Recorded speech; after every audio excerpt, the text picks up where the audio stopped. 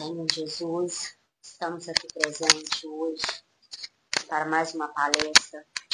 Pedimos, Senhor, por todos os nossos irmãos aqui encarnados, desencarnados, pelos nossos irmãos que irão assistir essa palestra nesse momento ou depois dela. Pedimos que a espiritualidade maior possa estar indo na casa de cada um de nós, fazendo a limpeza necessária, fazendo, Senhor, com que tudo esteja calmo, com que possamos chegar, para que possamos ter um descanso, para dar início à nossa semana. Pedimos também, Senhor, pela nossa palestrante de hoje, pela Larissa, pelo João, que estão sempre dispostos a nos ajudar aqui hoje, com um tema muito importante, que é o poder da prece, né? Que possamos aprender com o conhecimento que será nos passado, o quão importante é a prece, é saber fazer a prece, é saber escutar uma prece, né? Que tenhamos olhos de ouvir, olhos de ver e ouvidos de ouvir, para esse tema tão importante. E assim, pedimos autorização para dar início ao nosso estudo de hoje.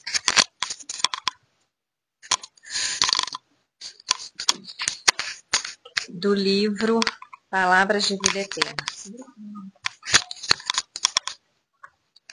No campo do afeto, tudo o que o homem semear, isso também ceifará.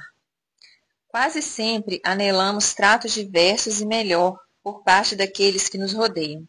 Ansiamos pela afeição que nos compreenda os intentos mais íntimos, que se mantenha invariável, seja quais sejam as circunstâncias, que nos escute sem reclamar, nos momentos mais duros, que nos revele todas as faltas, que não nos exija as tribulações de carinho, que não nos peça impostos de gratidão, que nos encoraje e sustente nos dias tristes e nos partilhe o contentamento nas horas de céu azul.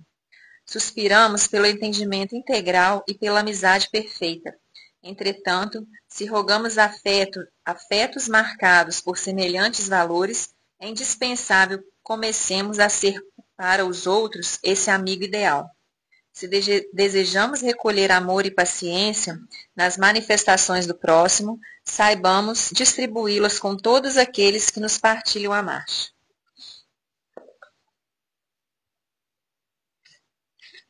Bondade forma bondade. Abnegação gera abnegação. A palavra do apóstolo Paulo é clara e franca nesse sentido. Tudo o que o homem semear, isso também ceifará.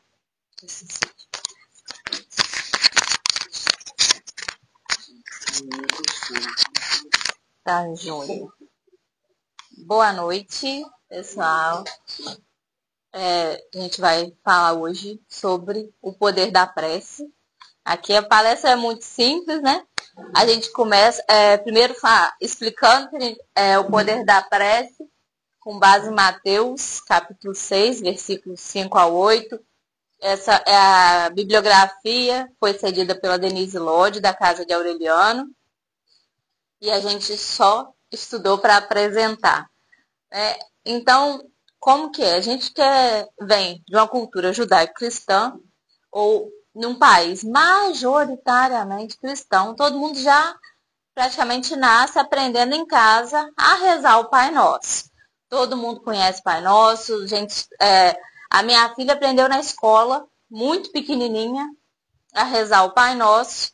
E aí a gente vem, só que Jesus, um pouquinho antes de ensinar o Pai Nosso, ele dá também uma orientação, né? Que vem. Então, onde que vai o negócio aqui? Aqui. Quando orardes, não vos assemelheis aos hipócritas, que afetadamente oram de pé nas sinagogas e nos cantos das ruas para serem vistos pelos homens. Digo-vos em verdade que eles já receberam sua recompensa. Quando quiserdes orar, entrai para o vosso quarto e, fechada a porta, orai a vosso Pai em secreto. E vosso Pai, que vê o que se passa em secreto, vos dará recompensa. Não cuideis de pedir muito nas vossas preces, como fazem os pagãos, os quais imaginam que pela multiplicidade das palavras é que serão atendidos. Não vos torneis semelhantes a eles, porque vosso Pai sabe do que é que tendes necessidade, antes que lhe peçais. Então, primeiro, a gente ressalta, né, que antigamente, no judaísmo, assim como hoje fazem os muçulmanos, era comum rezar, tinha horários certos para rezar, parava o que estava fazendo, rezava em público, rezava falando alto ou falando palavras rebuscadas, e nem sempre as pessoas que faziam estes gestos eram aquelas que estavam mais conectadas a Deus. Então, e Jesus, aí a gente tinha o hábito de se recolher para orar. Ele, embora estivesse sempre pregando e dando ensinamentos aos discípulos e àqueles que o rodeavam, chegava uma hora que ele se recolhia. E aí os discípulos chegam para ele e pedem: Pai, Senhor, nos ensina a orar. Porque a gente não sabe, a gente não te vê orando.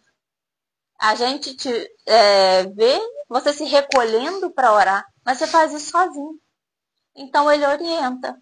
Olha, é mais útil você orar sozinho e se conectar verdadeiramente ao alto do que você ficar fazendo um espetáculo na rua, do que você fazer todas as posições, cumprir todos os rituais, acender todas as velas necessárias, né? Lembrando que Jesus era judeu e no judaísmo existem vários rituais de acordo com a época, lembrando tudo que o povo judeu já passou.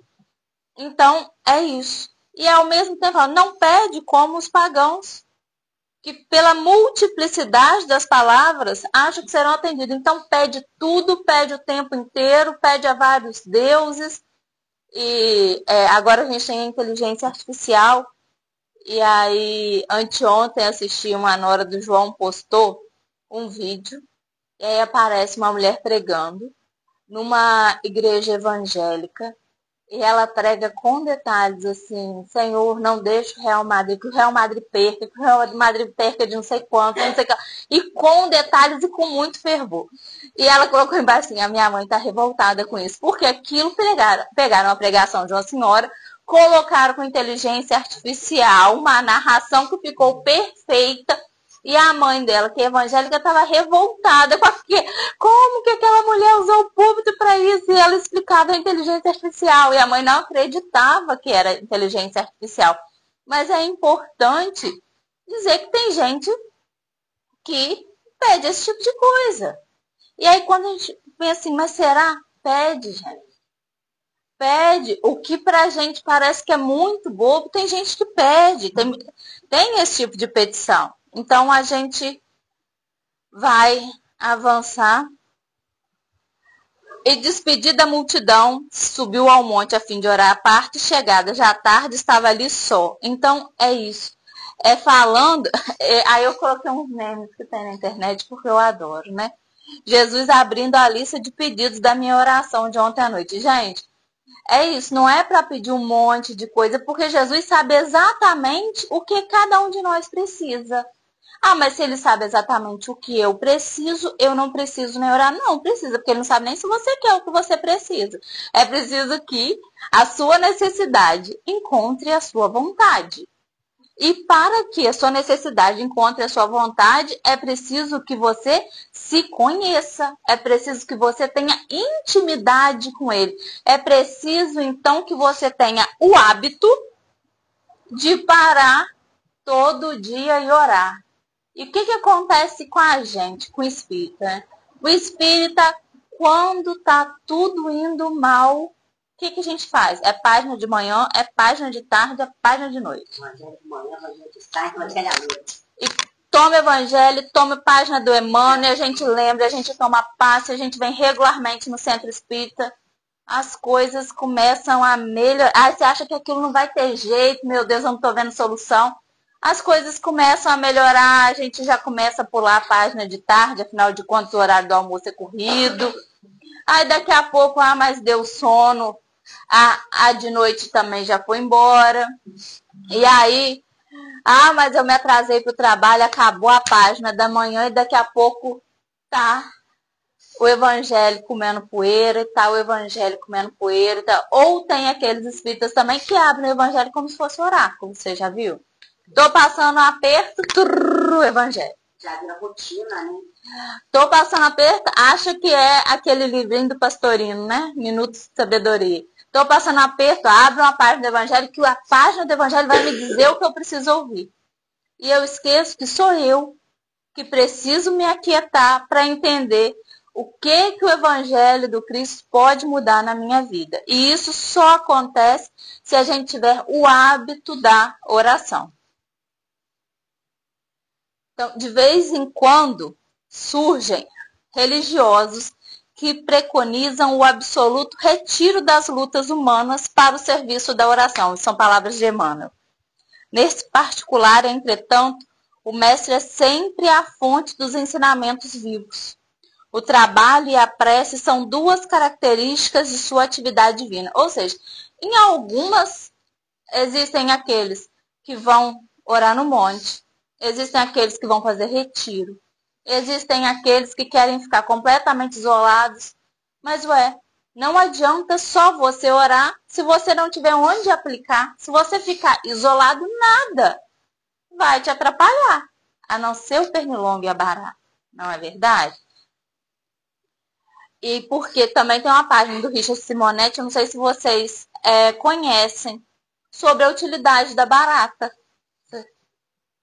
E ele fala que a barata tem uma utilidade. Você acha para que tem barata no mundo? Para que tem um ser vivo que sobrevive até a bomba atômica?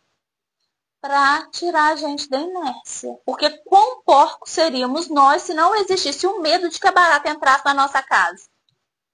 A gente mantém a casa limpa por quê? Por nojo de barata. Não é verdade? Então, a barata tem necessidade. Então, o trabalho e a prece são duas características de sua atividade divina. Jesus nunca se encerrou à distância das criaturas com o fim de permanecer em contemplação absoluta dos quadros divinos que lhe iluminavam o coração. Mas também cultivou a prece em sua altura celestial. Despedida a multidão, terminado o esforço diário, estabelecia a pausa necessária para meditar à parte, comungando com o Pai na oração solitária e sublime. Se alguém permanece na terra, é com o objetivo de alcançar um ponto mais alto nas expressões evolutivas pelo trabalho que foi convocado a fazer. E pela oração, o homem recebe de Deus o auxílio indispensável à santificação da tarefa. Esforço e prece contemplam-se no todo da atividade espiritual. Então não dá para a gente se recolher e ficar só orando, mas também não dá para a gente só trabalhar. Senão a gente vai esquecer para que a gente veio aqui, não é verdade? Porque se a gente só trabalhar, a gente só vai dar a César o que é de César e vai esquecer de dar a Deus o que é de Deus. E aí, isso é muito comum. Eu lembro que meu pai, quando virou espírita, meus pais viraram espíritas há 30 anos atrás. E ele disse que ele ficou tão empolgado, mas tão empolgado com a doutrina. E ele se encontrou. E ele ia ao centro espírita. E eles começaram a fazer várias atividades no centro espírita. Faz aqui, faz ali. E ele juntava dinheiro. Ele comprava uma coisa para o centro espírita. Ele comprava outra. Que um dia ele falou com um tio da minha mãe. Às vezes dá vontade de largar tudo e se dedicar só à doutrina. E me dedicar só à doutrina. Aí o tio da minha mãe falou assim, mas espera aí, a sua família, quem vai sustentar? Não dá para você se dedicar só à doutrina e esquecer que tem bocas para alimentar, que tem contas a pagar, não é verdade? Que tem uma vida para gerir. A gente não tem padre, né? E mesmo assim o padre precisa do que a igreja recolhe para pagar o salário. E então, mas olha como que isso é. Eu estou dando o exemplo do meu pai porque o meu pai é espírita, ele foi um espírita muito empolgado durante vários anos e aí veio o trabalho. Aí tem que faltar um compromisso aqui, um compromisso ali por causa do trabalho. Tem que faltar um compromisso aqui, o outro ali. E aí ele foi desacostumando de ser espírita. E hoje em dia ele nem passa na porta de um centro espírita. Se perguntar, acho que ele vai falar que é espírita. Mas ele tem N prioridades na vida dele que não há de ir ao centro espírita. Então, o que aconteceu? Perdeu a intimidade. Não é verdade? Perdeu o hábito. Perdeu a intimidade. Então, eu coloquei essa... Vocês já assistiram The Chosen? O Escolhido? Por isso que eu coloquei Nicodemos abraçando com Jesus, esses memes que eu adoro. Esses memes, no Instagram, que eles colocam os memes. Uma vez por semana eles colocam. Aí eu gosto. Então, perde a intimidade. Esquece. Só que a gente tem que lembrar que, eu não sei quem estava aqui, nós somos espíritos imortais.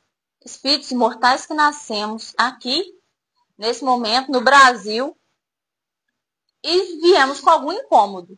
Um incômodo que nos convida a ver, espera aí, não é assim, não é ou céu ou inferno, não é uma chance só. Até na outra vez que eu vim aqui, a gente falava isso, considerações sobre a pluralidade das existências. E nós estudamos junto com Kardec formas racionais de ver a coisa. Gente, será que é tudo um determinismo? Então, ou para cá ou para lá, você só tem uma chance, ou você vai para o céu ou vai para o inferno? Não, a gente nasceu com incômodo. A gente nasceu com esse incômodo e encontrou a doutrina espírita. Certo? Então, a gente sabe que a gente precisa nos trabalhar e nos trabalhar em conjunto com o outro. A gente precisa trabalhar para o outro e nos trabalhar. E aí, quando a gente vai esquecendo isso, e aí tem ainda mais, né? Tem uns que vieram médium. Quem veio médium ainda veio com um plus. Tem uma atividade a fazer. Pediu para servir de medianeiro. E quando vai deixando de lado, quando perde a habitualidade de trabalhar, quando perde a habitualidade de vir ao grupo espírita, de orar, e vai se afastando, o quão do seu planejamento reencarnatório será que vai sobrar? Qual a quantidade? Quantos por cento do seu planejamento reencarnatório e quanto vai sobrar? E o quanto que você está deixando de usar, né? Lembrando que Chico Xavier ele não veio para escrever 400 e tantos livros. Ele escreveu 400 e tantos livros porque diversos outros médiuns foram declinando e abandonando a tarefa. Então, quem que você está sobrecarregando quando você deixa de frequentar, quando você deixa de trabalhar? Quem vai ter que fazer o trabalho por você? E depois, quando você desencarnar, lá vai o cão arrependido, como diria o Chaves, não é verdade? Então, a oração feita por um justo pode muito em seus efeitos.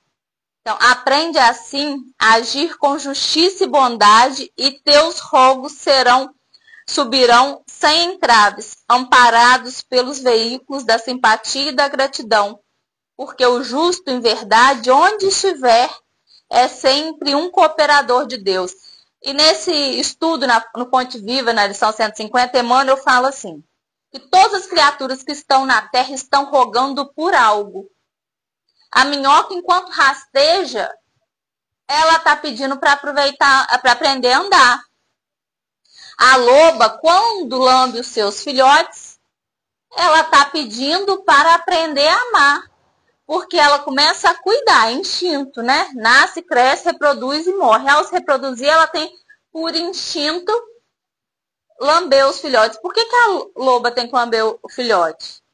Porque ela faz a higiene desse filhote. O filhote de uma loba, de um canídeo, ele não evacua nem urina sem o estímulo materno. Qual é o estímulo materno? É da língua materna. É isso que faz os esfíncteres do filhote funcionar. Então, ela precisa, para auxiliar o filhote dela a urinar e evacuar, ela estimula, ele evacua e urina, e ela, lambendo, ela mantém ali o seu covil limpo. Porque aí, só que assim ela também vai acarinhando, ela vai limpando, e é como esse ser vivo vai aprendendo a amar.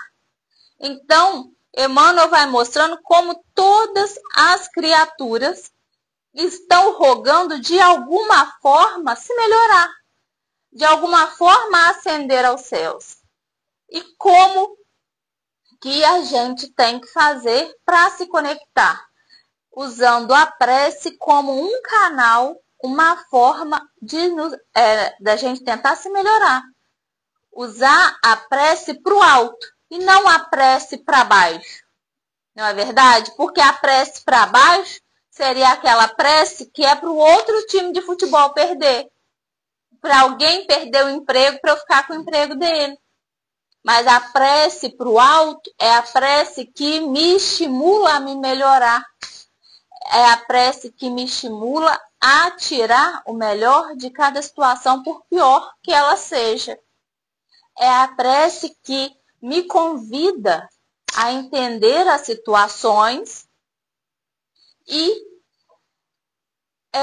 navegar sem deixar que as atribulações tirem a minha paz. Eu posso ficar triste, eu vou ficar infeliz momentaneamente, mas eu não vou me deixar perder no meio daquilo. Então, aí vem o meme, né? Eu confio no teu tempo, mas eu só queria saber se são dias, são meses ou são a eternidade. A gente quer controlar tudo, a gente espera que o tempo de Deus seja o mesmo tempo que o nosso. A gente quer tudo e quer para ontem. E a gente acha que a gente faria todos os papéis melhor do que a outra pessoa. Inclusive Deus, não é?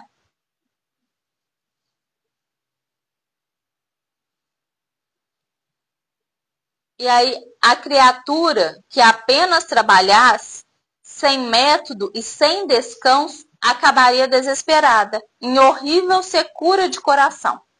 Aquela que apenas se mantivesse genefluxa estaria ameaçada de sucumbir pela paralisia e ociosidade. A oração ilumina o trabalho e a ação é como um livro de luz na vida espiritualizada.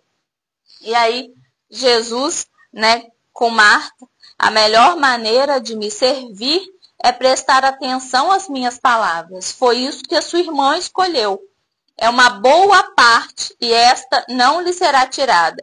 Porque enquanto Marta só trabalha, olha, vejam, eu não sei se dá dando para ver, ela está trabalhando e chorando. Porque ela não se sente valorizada. Maria sabe a hora de parar, de escutar, quer dizer que ela não vai voltar a trabalhar? Ela vai. Mas ela parou e escutou. Se ela parou e escutou, ela percebeu que independe do reconhecimento alheio à intimidade dela com Deus. Que o valor dela não vai ser dado se outra pessoa disser que ela tem ou não valor. E quantas vezes a gente quer ser a Marta, quer fazer tudo, quer ser útil, quer abraçar o mundo com as mãos, esquecendo que não existe neste mundo um plano A que não tenha um plano B. Se você se acha indispensável no seu trabalho, experimenta faltar. Vão arrumar alguém para fazer. Se você se acha indispensável na casa espírita, experimenta se afastar. A Denise sempre me ensinou isso. Todo trabalho útil e necessário vai ser prorrogado. O trabalho que acaba é o trabalho que não é mais necessário. O trabalho que se faz necessário, ele vai ser prorrogado. A espiritualidade vai dar um jeito de arrumar trabalhador. Na última vez que nós tivemos aqui, foi uma palestra do João, eu fiquei lá dentro com as crianças assistindo a aula da Milena. E ela explicava, as crianças, era aniversário da casa, ela fez uma atividade, com as crianças não, né? Que tinha poucas crianças e mais adolescentes e pré-adolescentes. E eles perguntaram, eles falaram como eles se viam, eles perguntavam sobre a mediunidade dela. E ela, explicando sobre as atividades da casa para eles, ela falava assim, quem eram, o que cada um fazia e como que a espiritualidade, quando alguém, antes de alguém sair, outro já tinha começado a fazer aquele trabalho, já começou a substituir. Então, não ficou um trabalho, não ficou descoberto, não ficou buraco. Na casa espírita de onde eu vim, em Niterói, eles, por muito tempo, eles tiveram uma farmácia de homeopatia, era até a salinha de evangelização que eu dava aula, lá tinha uma evangelização muito grande, eram várias salas de evangelização, e a que eu usava, ela era igual de farmácia, era toda de azulejo, de cima a baixo, porque era uma farmácia de homeopatia. O receituário homeopático, ele era mediúnico. Não era ninguém que entendesse nada de homeopatia.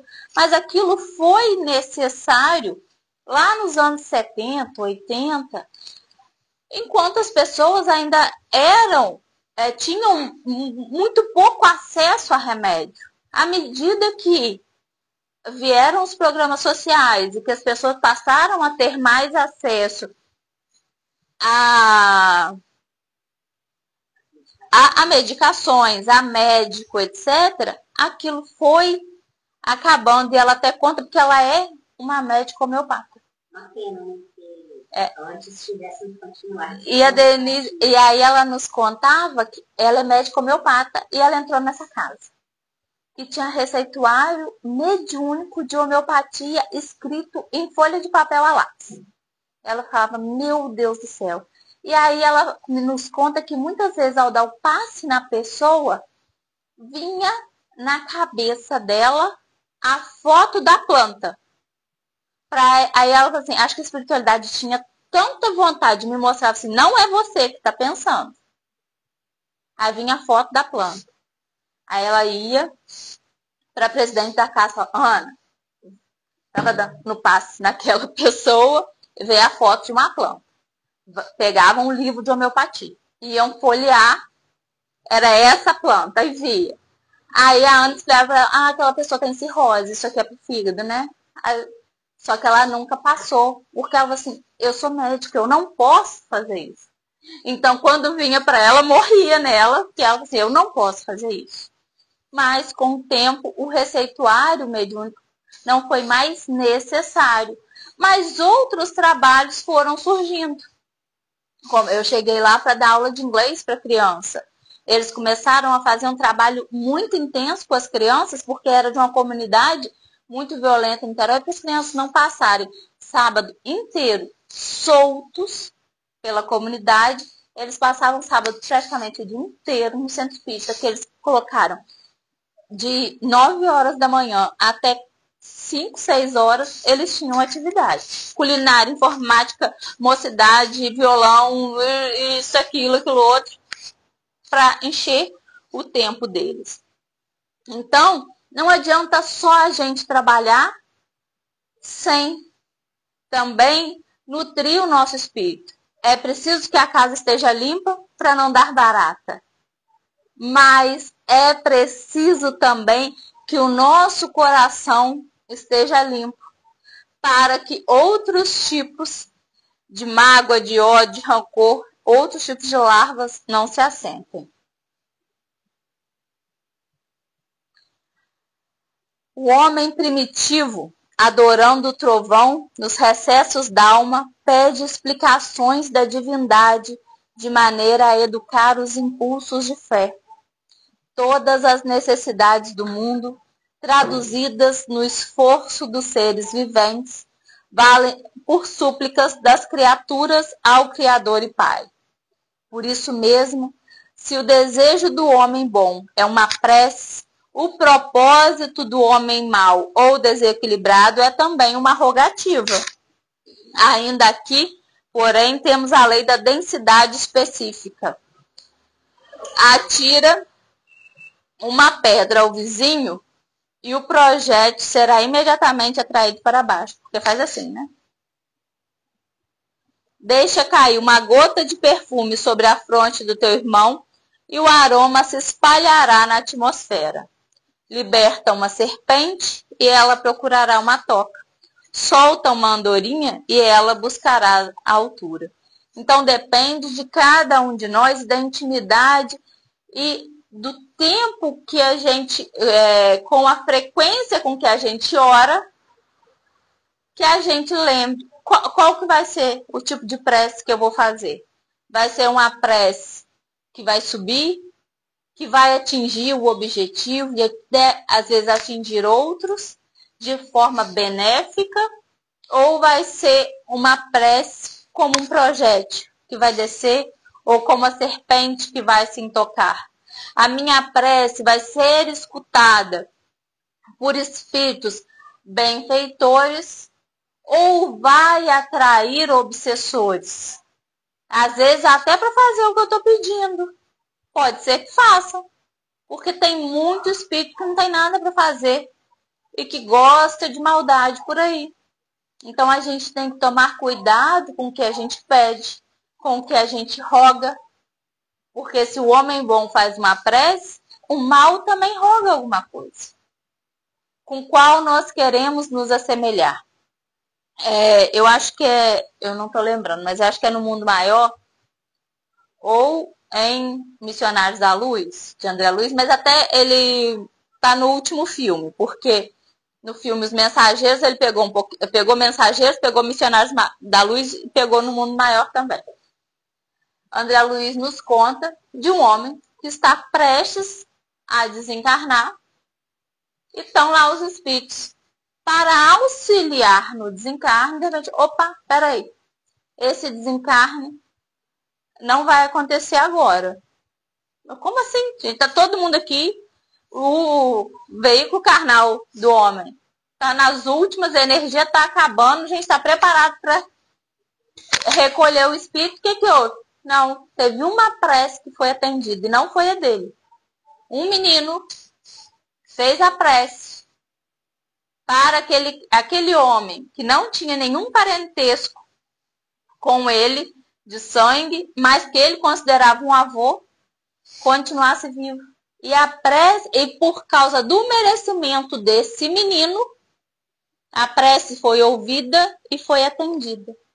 Então, o homem teve mais tempo de vida, não porque ele merecia, ou porque ele precisava, mas porque o menino merecia passar mais tempo com aquele que ele considerava um avô na carne. Foi o merecimento do menino. E aí a gente vê que quantas vezes, e aí tem as outras religiões, eu ia falar uma coisa e voltei, mas eu vou juntar. Pessoas de outras religiões vão falar pra gente assim, pra que vai orar pelos mortos? Porque se já foi pro céu, não precisa de oração, tá muito bem, tá melhor que a gente. Se foi pro inferno, também você não vai orar pra uma pessoa que tá lá no inferno. Primeiro que a gente não acredita nisso. A gente não acredita nesse determinismo, que é ou o céu ou o inferno. Se a pessoa estiver super bem recolhida numa colônia, trabalhando, quando você ora por ela, ela vai ficar feliz de ser lembrada. Uma coisa. Quando você ora por uma pessoa que talvez ainda não tenha sido recolhida, pode ser que a sua rogativa faça com que espíritos amigos arrumem um jeito do socorro chegar até ela. Porque se ela ainda não está em condições de receber o socorro diretamente, é possível que essa prece André Luiz dá um nome que eu esqueci. É como se fosse uma prece referida. Você pede por um, mas como a sua prece não consegue chegar direto naquele um, vai fazer tipo assim. Tchum, tchum, tchum, tchum. Eles vão montar um jogo, um quebra-cabeça, até conseguir que alguém que ele escute, alguém que mexa com ele, chegue lá para que ele receba, para que ele tenha uma chance, para que ele aprenda. E quando esse espírito tiver a oportunidade e estiver pronto, ele então vai poder ver a sua prece. Nosso lar é muito bom, é muito didático, e André Luiz vê aquela paciente, né, orando por ele. Então, e a gente tá estudando nosso lar lá no SEMA, às terças-feiras, então a gente vê, ele atendeu não sei quantos mil pacientes. Desses não sei quantos mil pacientes que ele atendeu, uma porção grande eram de graça. Não porque ele quisesse, mas porque a secretária enfiava entre um e outro, ela enfiava um e ele fazia vista grossa. Ele não queria atender, mas ele acabava atendendo. E desses que ele atendeu de graça, eram os que mais eram os que oravam por ele. E a prece que faziam, e quando ele foi ver quem orava por ele, eram esses pacientes. Então, assim, ele não fazia de boa vontade, mas ele fazia. Então, de alguma forma, depois ele foi beneficiado. Então, a gente tem que pensar isso. Se a gente ora, e às vezes não orar para aquela pessoa, para que aconteça com aquela pessoa o que a gente acha que precisa acontecer. Mas entregar ela para Deus, para que aconteça na vida dela o que for melhor para ela. Porque nem sempre o que é melhor para a pessoa é o que a gente acha, não é? Às vezes a gente quer seguir Jesus, mas a gente também quer bater nas pessoas, mas não pode. Não é verdade? Não pode. Não adianta a gente querer, e muitas vezes a gente traz isso para a nossa vida. Ou a gente é dentro de casa, é no centro espírita. Outro dia eu estava com uma companheira lá, eu faço um trabalho super bobo lá, que é tomar conta das redes sociais, é uma coisa. Mas eu tava na semana espírita, e uma companheira, cara, ela não me deixava. Ela me via lá, tira foto, faz isso, agora filma, não sei o que lá. E aí aquilo já. Aí na segunda-feira eu passei mal e não fui. E aí ela tirou e me mandou, posta. Postei. Aí eu postei as fotos que ela tirou e que ela mandou. Aí depois o João falou pra mim, quem te falou que ela é sua chefe? Eu não sei, ela se colocou na posição de minha chefe e eu aceitei. E aí, quando ela via que eu não estava tirando foto, ela saía tirando. Só que as fotos que ela tira, porque ela é muito agitada, saem todas embaçadas. Aí fica aquele negócio. E aí teve uma outra que encrespou com a foto que eu postei, porque ela não queria que tivesse postado foto dela. E aí pode me mandar um áudio à noite, você, pelo amor de Deus, tira foto. Tá brava, eu falei, cara, mas eu não tinha nada a ver com isso, eu nem fui.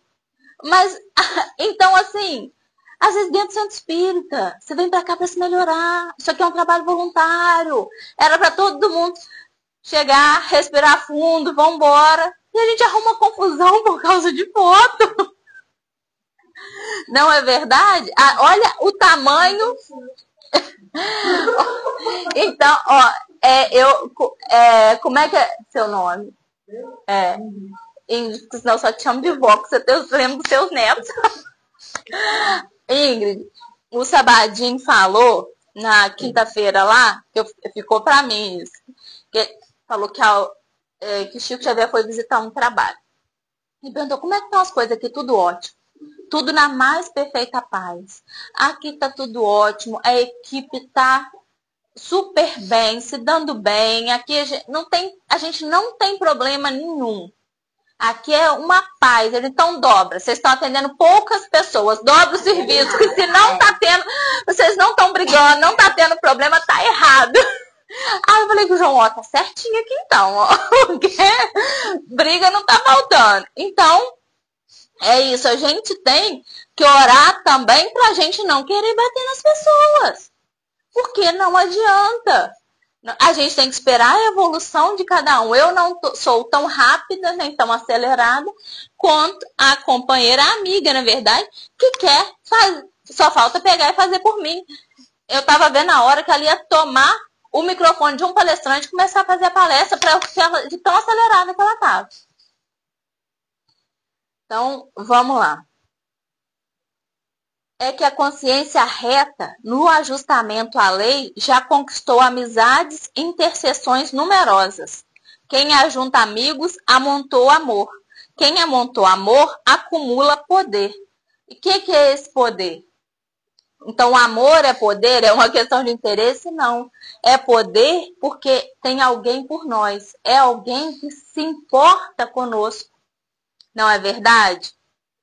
É a troca, é o poder da troca, a gente influenciar na vida dos outros. E eu sou médica veterinária, é a minha segunda formação. E aí, uma das grandes equívocos de quem escolhe a medicina veterinária é acreditar que só vai trabalhar com bicho.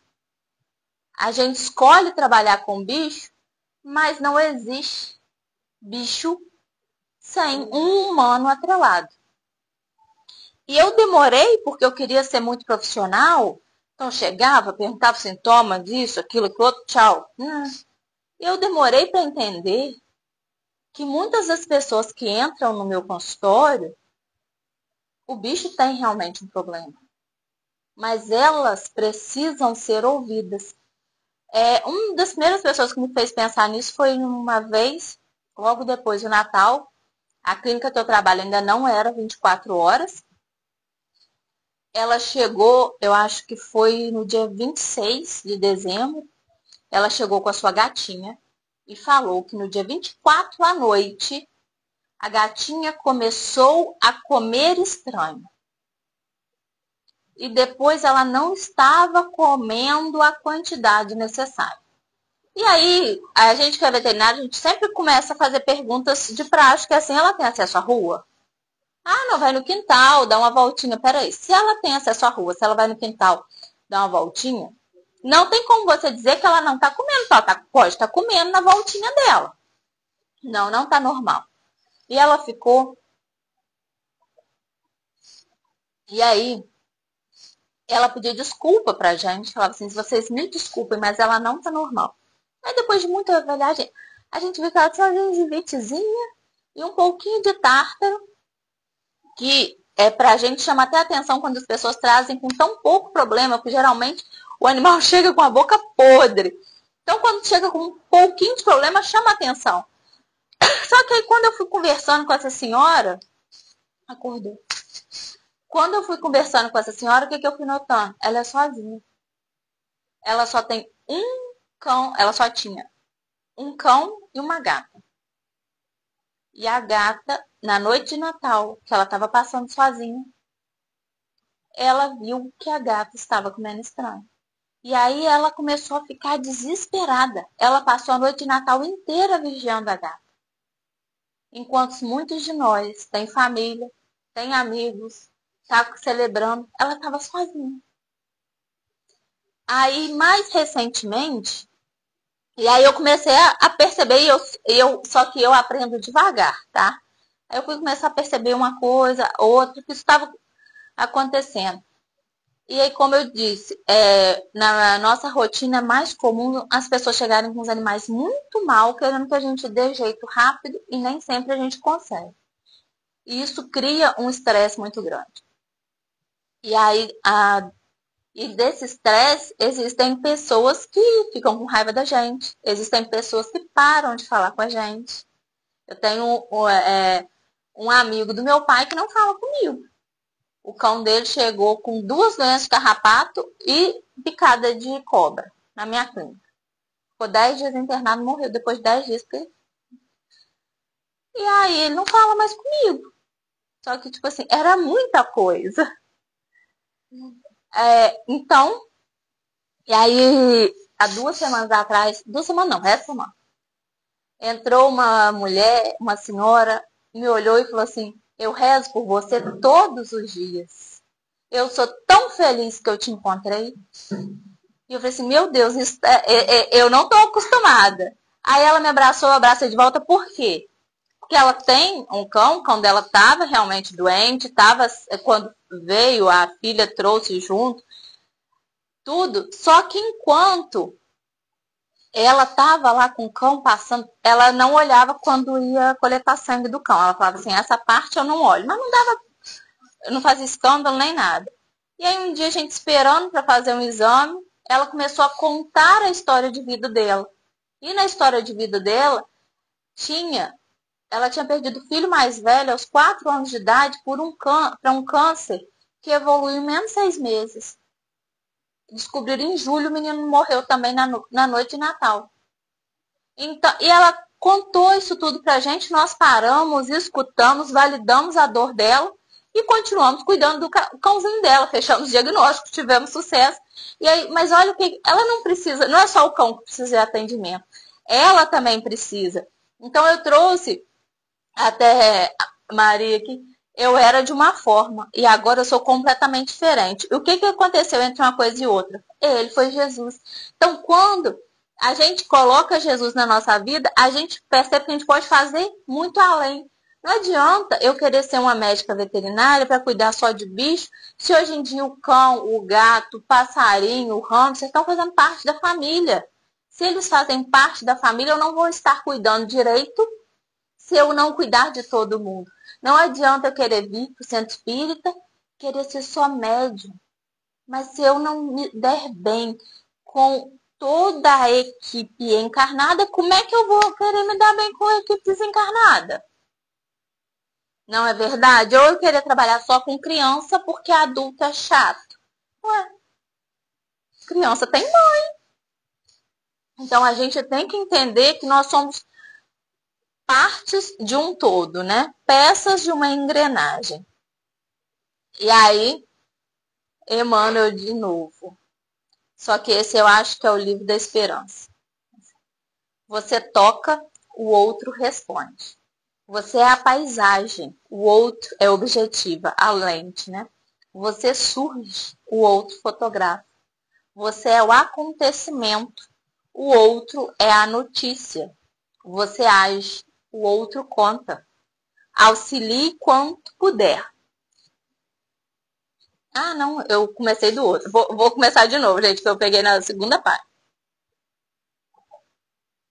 Você é o lavrador, o outro é o campo. Você planta, o outro produz. Você é o celeiro, o outro é o cliente. Você fornece, o outro adquire. Você é o ator, o outro é o público. Você representa, o outro observa. Você é a palavra, o outro é o microfone. Você fala, o outro transmite.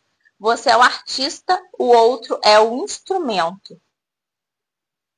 Você toca, o outro responde. Você é a paisagem, o outro é a objetiva. Você surge, o outro fotografa. Você é o acontecimento, o outro é a notícia. Você age, o outro conta. Auxilie quanto puder. Faça o bem sem olhar a quem. Você é o desejo de seguir para Deus. Mas, entre Deus e você, o próximo é a ponte. O Criador atende as criaturas através das criaturas. É por isso que oração é você, mas o seu merecimento está nos outros. E quando eu comecei, eu não sei vocês, mas quando eu comecei a ler isso, você é lavrador, o outro é o campo. Você planta, o outro produz. Eu falei, gente, está meio que injusto. Um faz, mas é o outro que colhe. Então é isso, porque a gente pode pedir tudo, mas se não tiver a ação nos transformando, não adianta só a gente pedir. Não adianta a gente pedir algo que a gente não pode alcançar, o que a gente não tem merecimento. Não adianta a gente pedir várias. Todo mundo quer ganhar na Mega Sena, não é verdade? Quantos podem passar por essa prova? E a gente eu acho que a gente já aprendeu, né? A gente pensa assim, olha, Se eu ganhar na Mega Sena, nem vou comprar assim um carro tão bom. Vou fazer muito bem aos outros. Ai, mas eu tenho tantos planos, eu vou ajudar tanta gente. Aí se você vai olhar, você, não vou dar uma casa para minha tia, para meu pai, para minha mãe, só em volta. Não é verdade?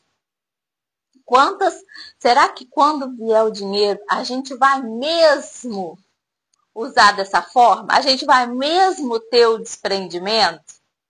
Né? É aquele tipo assim, se eu ganhar na Mega Sena, eu vou até comprar um carro elétrico, ou seja, eu vou parar de emitir gás poluente usando petróleo, hein? Então, será? Quando vier, será que a gente vai mesmo fazer isso? Outro dia eu tava brincando com uma amiga que ela falou alguma coisa de ganhar na Mega Sena. Eu falei, minha filha, e ela é médica. Eu falei, minha filha, você não pode isso não. Mesmo se você não quiser, você ganhar na Mega Sena, você acha que você pisa no centro espírita? Seu marido, seu filho vão comprar um iate, vão te jogar dentro, vão colocar um funk lá na altura, você não vai ter você não vai ter nem outra opção, mesmo que você não queira. O centro espírita não te vê nem. Assim, mesmo que ela não quiser, ela vai, porque a família inteira vai, você acha? Aí, se ela ganhar na Mega Sena, ela vai pagar 1 milhão de impostos. Então, assim, pelo menos ela não está sonegando. Já é uma boa. Eu quero pagar 1 milhão de impostos. Não está sonegando, né? Então, outro dia eu falei que meu marido deixa eu ganhar na Mega Sena, vou comprar um Volvo só pra eu saber o que é dirigir no conforto. Ele, que isso, Larissa? Pelo menos compra um carro elétrico, porque assim você não vai ganhar na Mega Sena. Por isso que eu falei, você vai continuar emitindo gás poluente. Falei, gente, a pessoa que tem tanto dinheiro assim, a gente nem tá podendo passar por uma prova dessa, não é? A gente só tá orando. Mas enquanto isso, se a gente orar para ganhar na Mega Sena e a gente continuar trabalhando para se melhorar, acho que Deus nem fica tão ofendido. Ingrid, eu só tô querendo dinheiro para pagar o meu imposto normalzinho, pra não faltar. Então, e aí quando eu conto os meus planos para Jesus, porque a gente quer fazer um monte de coisa, mas será que a gente quer dividir? Será que a gente quer aguentar? Será que a gente dá conta? A gente está com dificuldade, olha, eu com dificuldade para tirar foto, postar na rede social, no centro espírita, olha que dificuldade é essa, gente? Não é verdade? Então, e para terminar, já caminhando para o fim, lembra do que ele te disse? Isso aqui é Simão Pedro e a mulher dele. Se a gente assiste, né? The Chosen é muito legal, porque tudo acontece na casa de Pedro. Eles entram, eles saem, eles entram, eles saem. E aquela mulher tá ali, passando todas as dores dela sozinha. Ela engravida, ela perde o bebê. Lembra que ele te disse, ele vê você.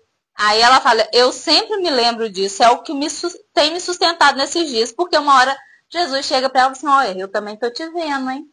Então você tá aí trabalhando no anonimato, você não tá saindo para pregar, você não tá fazendo grandes coisas, mas eu tô te vendo. Eu tô escutando, eu tô vendo. O que é o seu desejo? Porque se ela não quisesse aquela confusão na casa dela, ela já tinha se revelado, ela tinha colocado Pedro naquele pão, gente. Como é que era o pão de antigamente? O pão que ela servia para eles? Ela já tinha quebrado uns dentes. Não é verdade? Não quebrado uns dentes que eu digo com pedra na farinha do pão. Então ela também estava trabalhando para a obra, mesmo que silenciosamente. Então a pessoa que quer fazer o bem, João fala muito isso, você quer trabalhar para Jesus? Se você quer trabalhar para Jesus, você não pode colocar a culpa no outro se você não aparecer para trabalhar. Porque muita gente faz isso, ela sai do centro espírita e fala assim, eu parei de ir ao centro espírita por causa do fulano. Gente, se você quer trabalhar para Jesus, você vai conviver com o fulano e vai aprender a trabalhar com o fulano. Ou vai começar primeiro apesar do fulano e depois com o fulano. Não é verdade? E aí, quanto tempo a mulher hemorroísa orou para ser curada? Ela orou, ela não precisou falar nada para ninguém, ela não precisou. E ela achava que ela não merecia, mas ela não perdeu a fé. Não é verdade? Porque quando ele fala, minha filha, e ela fala, eu não sou mais filha de ninguém. E ele responde, levanta o rosto, sim, você é. Então foi a fé dela que curou, foi a oração dela que a curou. Ela só encostou na pontinha da cordinha, que eu não sei o nome, que tinha nas vestes. Porque ela não podia encostar nas vestes dele diretamente, que faria dele impuro. Então ela encosta na cordinha, que não estava encostando no corpo dele. E ela foi curada. Isso foi o poder da prece dela, a rogativa dela. Porque era uma prece de se melhorar, que conectava ao alto. Não era uma prece para jogar para baixo. Então, todo mundo... E aí, para acabar com esse determinismo, né? Que tem gente que fala assim, ó, tem planejamento reencarnatório. Não é verdade? Se tem planejamento reencarnatório, tudo está escrito, então não precisa orar. Porque já vai acontecer. Não, a gente tem que orar. Porque tem um planejamento reencarnatório, tem um esqueleto. Quem traça os detalhes da encarnação somos nós. E a gente tem que lembrar que a gente aqui responde muito mais pelas nossas escolhas encarnados do que estamos presos ao planejamento reencarnatório. O planejamento reencarnatório é a base, é a raiz. O que emerge da Terra são os frutos das nossas escolhas aqui, reencarnados. E aí, para terminar, vou só contar uma historinha de um passado não tão distante. Existe lá, a minha família é de um distrito, quinto distrito de Bom Jesus Tabapuana, chama Pirapitinga. Aí, recentemente, eu soube que o Arraial de Pirapitinga é o único distrito de Bom Jesus que não tem uma igreja católica no seu centro, na praça principal, porque foi fundada por espíritas. Foram espíritas que foram para lá e fundaram, então os católicos chegaram depois. Então a igreja não é na praça principal. Na praça principal não tem nada. O centro espírita chegou há muito menos tempo. Mas o que existia para lá é uma crença que todos tinham para aqueles lados. E depois eu fui jogar na internet. Quando eu era criança, eu escutava muito isso. Porque quando eu era criança, ainda não tinha tanta luz. Eu cheguei a andar na estrada com os primos da minha mãe, que eu passava férias lá. E às vezes, para ir de uma casa para outra, a gente ia a pé. Sem lanterna, sem luz. Então, você imagina, há mais tempo, a minha avó ia dar aula a cavalo até os 7 meses de gravidez. Então, as pessoas que se perdiam nas estradas, na escuridão, eles tinham a crença de que se chamasse com fé e rogasse pela luz do Monte Azul, ela aparecia e mostrava o caminho.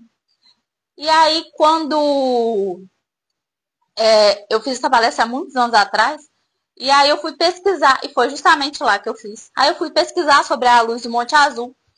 E me falaram que, embora um tio que desencarnou recentemente falou assim, Larissa, o meu pai, por exemplo, nunca viu, mas ele nunca deixou de acreditar. Então a gente não tinha como saber por que e para quem ela aparecia. E aí eu joguei no Google e eu achei histórias da luz do Monte Azul indo até Varriçai. E aí umas pessoas contam até dela entrar dentro de casas, iluminar até dentro das casas quando a pessoa precisava. E a outra história era de uma mulher que estava andando numa charrete numa noite de muita chuva com seus filhos e eles tinham um casaco cobrindo eles. E deu um vento forte, o casaco caiu, eles ficaram desprotegidos, só que estava tudo escuro. Imagina, não ter luz nenhuma.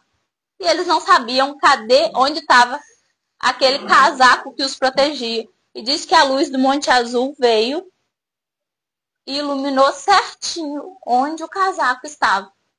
E aí, daquele facho de luz, ela conseguiu abaixar, pegar e cobrir os filhos de novo. Então, E aí, lá no Centro Espírita, na roça, né, que antes ele era numa fazenda. Ele funcionou, o que esse meu tio desencarnou há pouco tempo, chama de As Preces do Novo Oriente. Na fazenda do Novo Oriente, tinham prece, as preces eram todos os dias, às 6 horas da noite, durante muitos e muitos anos, desde os anos 1800 e lá vai. E aí depois passou a ser o segundo sábado de cada mês. E numa das reuniões, o Espírito veio explicar que era uma falange de espíritos responsável por produzir aquele efeito físico que iluminava os mais necessitados nas noites sem lua. Então, olha o poder da rogativa e que hoje em dia, diante das facilidades em que nos encontramos, a gente nem imagina o que é passar por um aperto desse. A gente nem imagina o que é não ver nada na nossa frente numa noite sem lua. Ficar perdido numa estrada a cavalo com os filhos. A gente nem imagina o que é isso. Então, há quanto tempo que o nosso elo maior com Deus, com a espiritualidade, com o auxílio, é a prece. É muito antes de Jesus. Jesus só vem explicar, simplificar, e para simplificar e para mostrar, ele dá de exemplo o Pai Nosso. Né? Que o Pastorino nos diz que é Pai Nosso que estás no céu. É uma adoração, uma rogativa. Mostra que a gente sabe que ele é o Criador do universo, né? Santificado seja o vosso nome. O vosso nome, que nós sabemos também que temos centelha divina dentro de cada um de nós. Venha a nós o vosso reino. Que nós consigamos criar o reino de Deus dentro de cada um de nós. Seja feita a vossa vontade, não a nossa. Que diante das oportunidades, diante de escolher o certo ou o errado, como o Léo Ritter fala muito também, que é um humorista que fala que a gente pede, o mentor fala, vai, me mostra o caminho, o mentor fala direita, vai à esquerda, é isso mesmo, a gente vai para o caminho errado. Então seja feita a vossa vontade, não a nossa, que a gente consiga distinguir, assim na terra, como no céu, como em todo o universo, porque nós sabemos que somos espíritos imortais. Assim na terra como no céu. O pão nosso de cada dia nos dai hoje. Não é apenas o pão material da carne, mas o pão da inteligência, o pão do moral, né? Da gente saber o que é melhor. Pão nosso cada dia nos dai hoje, perdoai as nossas ofensas, assim como nós perdoamos a quem nos tem ofendido, porque sabemos que quando desencarnarmos, a nossa consciência vai nos julgar e nós vamos precisar do nosso próprio perdão para corrigir as nossas faltas. E não nos deixeis cair em tentação de errar mais uma vez, de errar de novo. Amém. Então, era só isso, gente. Extrapolei o tempo, né? Não, Larissa, eu ia te agradecer, né? A gente sabe que a espiritualidade, ela não tem que serviço, né? E nós sabemos que cada espírito está também passando por dificuldade, né? E hoje a sua palestra, assim, tem muita carga em tudo que nós passamos, né? Diante uma casa espírita ainda pequena, mas cheia de luz, cheia de espiritualidade, diante de poucos trabalhadores que ainda somos, né? Para que essa palestra de hoje sirva como exemplo, que nós possamos ver o nosso irmão também como um ser humano, né? Que tem uma vida a gerir, né? Que estamos aqui sim para servir a Jesus, mas que nós também temos as nossas dificuldades, né? Que nós também temos os nossos pontos fracos e que cada um de nós sabemos, né? Onde o calo aperta. E que nós não estamos aqui para julgar os defeitos do outro, né? E sim entender e acolher como irmãos, né? E que isso sirva de exemplo para todos nós. E assim, então, pedimos à espiritualidade que nos ampare, que acalme os nossos corações, que tudo que a Larissa falou, que possamos refletir, pensar onde estamos errando, onde estamos acertando, orar como seres pedintes que somos, né? Para que possamos enxergar e corrigir os nossos erros, para que possamos ser melhores no nosso dia a dia, melhores como pessoa, melhores com os nossos irmãos, melhor para com os nossos, antes de ser melhor para com o outro de fora. Que possamos primeiro vir a entender a dor do nosso, a dor daqui dentro, para que assim possamos expandir juntos o nosso trabalho. Então, pedimos permissão para encerrar a palestra de hoje e dar início aos trabalhos de passe. Pedimos também que a espiritualidade amiga aplique um passe em cada um que está nos assistir de casa, a cada um que vá ainda assistir essa palestra no futuro próximo.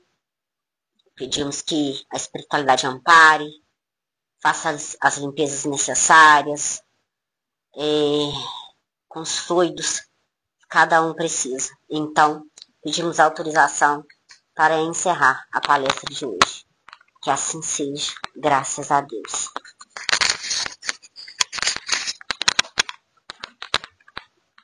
Parar de transmitir.